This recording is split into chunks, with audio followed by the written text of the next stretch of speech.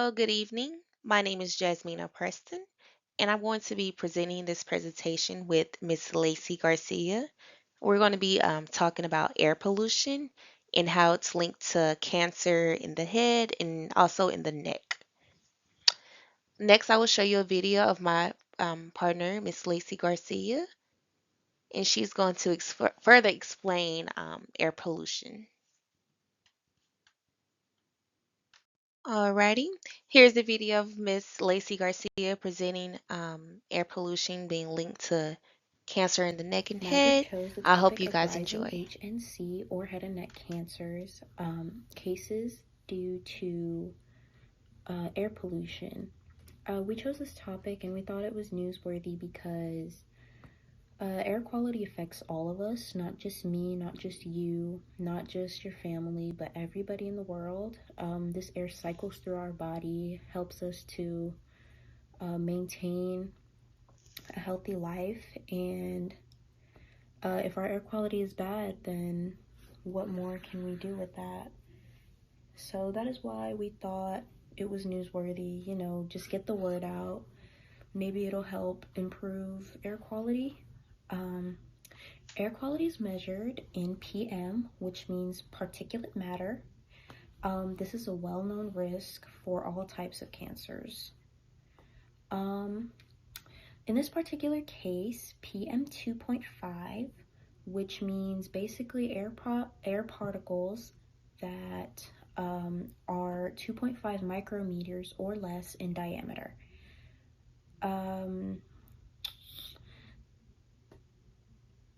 They are raising the health risk, the risk for these cancers, because you're taking in, like I said in the introduction, we're taking in this air, and it can cause many different kinds of diseases.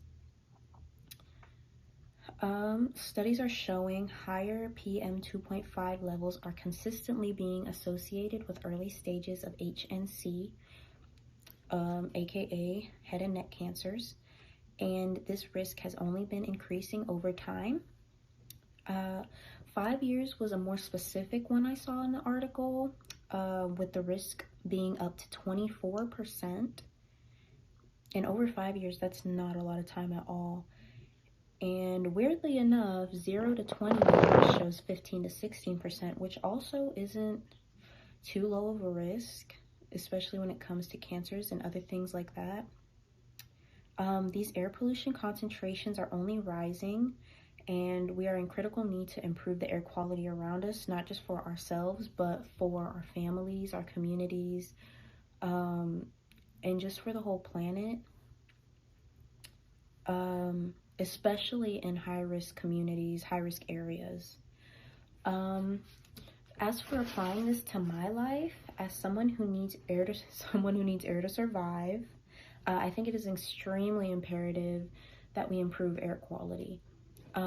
Me personally, I live next to a very large highway, I-30, and cars produce a lot of toxic gases and other things, as well as kick up dirt in the air and just put a lot of nasty stuff in the air.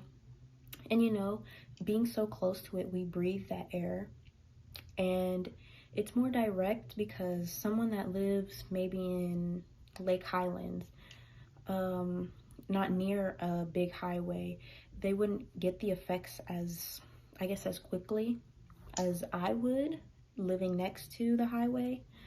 My family, the people in my apartments, we are all breathing in this air every single day, and of course that does probably take a toll on the body. And I asked myself, will this become a problem for me? Will this become a problem for my dogs, my family? Because my dogs go outside a lot, and they breathe this air in. And of course, I don't want anybody in my family to be at high risk for any kind of cancer. Taking this information and using it efficiently can improve health later on in the future, or even in the now, in the present.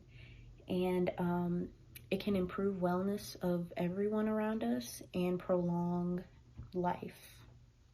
And that is my spill.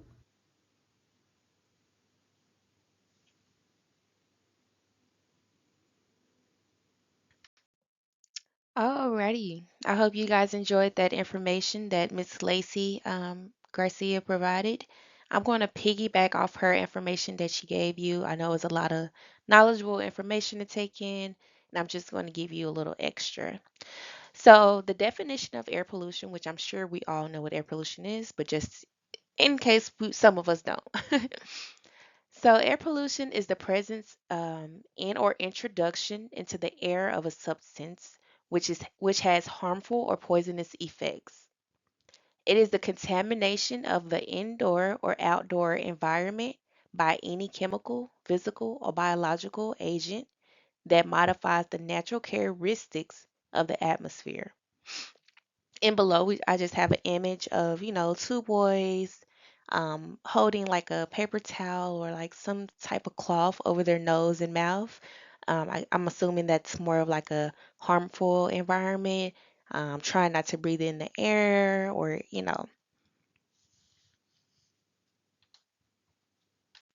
Alrighty. And on this slide, we're going to talk about head and neck cancer. After reading the recent science news, I decided to make this presentation about air pollution being linked to head and neck cancer. I chose this topic because I have so many family members that have passed away from cancer. Even though it might not been like head or neck cancer, um, it was more so on the breast cancer or like the lung cancer. But cancer is cancer. So I just wanted to do some further research on this topic, just get some extra information that I didn't know. Air pollution is being linked to head and neck cancer is definitely newsworthy. I just feel like it should be more in the opening, like more people should know about it due to so many people being diagnosed with cancer. I feel like cancer is a very serious topic. A lot of our family members end up being diagnosed with cancer. And unfortunately, a lot of our family members have passed away from cancer. So I definitely feel like this is a newsworthy topic. Alrighty. And on this slide, we're going to have a quick study overview. According to the News Medical Life Science article, air pollution being linked to head and neck cancer. Air pollution brings many health risks to an environment. The harmful environment can cause many known risk factors such as lung, liver, and cardiovascular diseases. For example, group 1 carcinogen causes lung cancer. And carcinogen is basically like a type of agent that promotes the development of cancer. It's like the start of cancer. Cells in the head, neck, I'm sorry, cells in the head and neck are very vulnerable to air pollution, including tobacco smoke, which contains carcinogen. This particular exposure increases the risk of cancer. Alrighty. Well, I hope me and my partner, Miss Lacey, provided you with a lot of knowledgeable information that you did or did not know about. Um, I would just like to leave you with a quick video from YouTube. The title is Air Pollution Linked to Higher Rates of Head and Neck Cancer. And I hope you guys enjoy.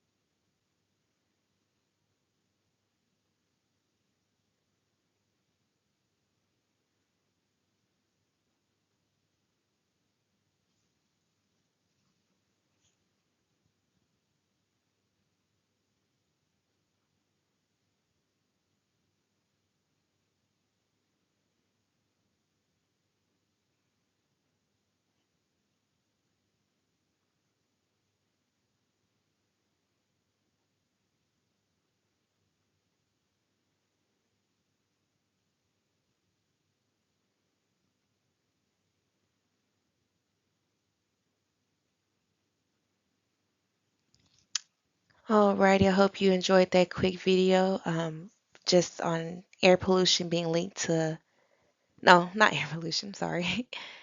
On head and neck cancer being linked to air pollution.